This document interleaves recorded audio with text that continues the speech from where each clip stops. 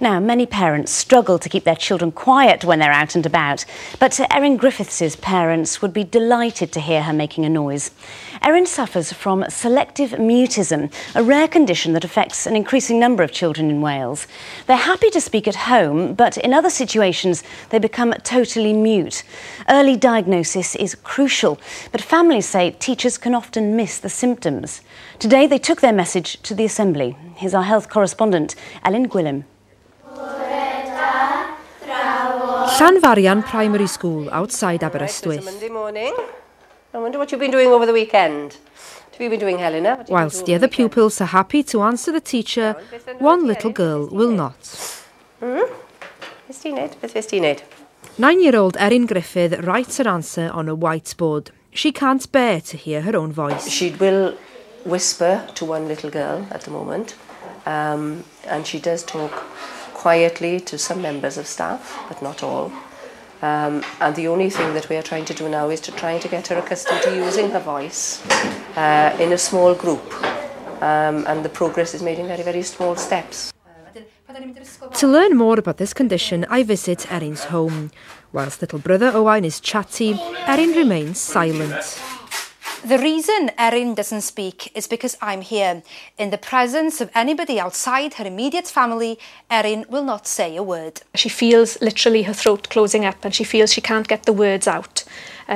So it's a kind of phobia, and until she feels relaxed in the presence of that person, she won't be able to get the words out. So I take the camera outside and leave the microphone running. Slowly, Erin begins to talk. It's a rare condition that affects around 6 in 1,000 children, and early diagnosis is crucial.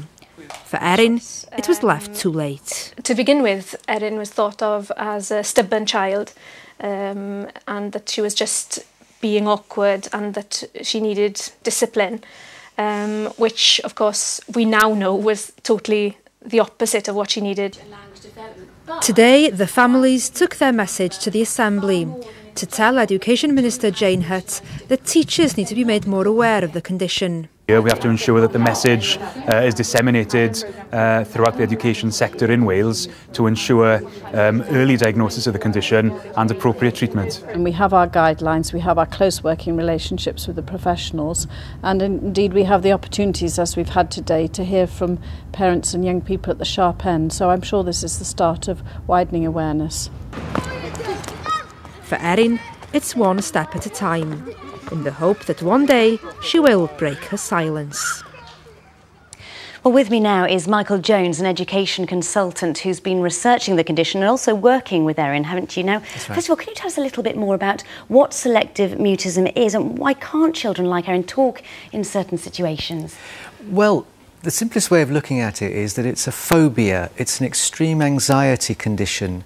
And as anybody watching will know, if you have a phobia, it's not rational. It's not something that you can just get rid of one day. You have to work at it slowly in order to improve your condition and improve your confidence. Speaking, and particularly speaking in public, is one of the most stressful things you can do, particularly if you haven't got a script.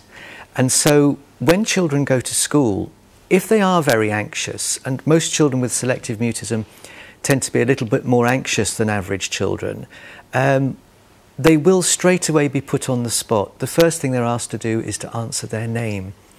You even have to ask in school to go to the toilet by putting your hand up.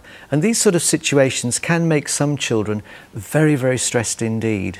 Now, you've been working with Erin, as I said, so she's making progress, isn't she? Yes. So what's the key to making progress with children with this condition?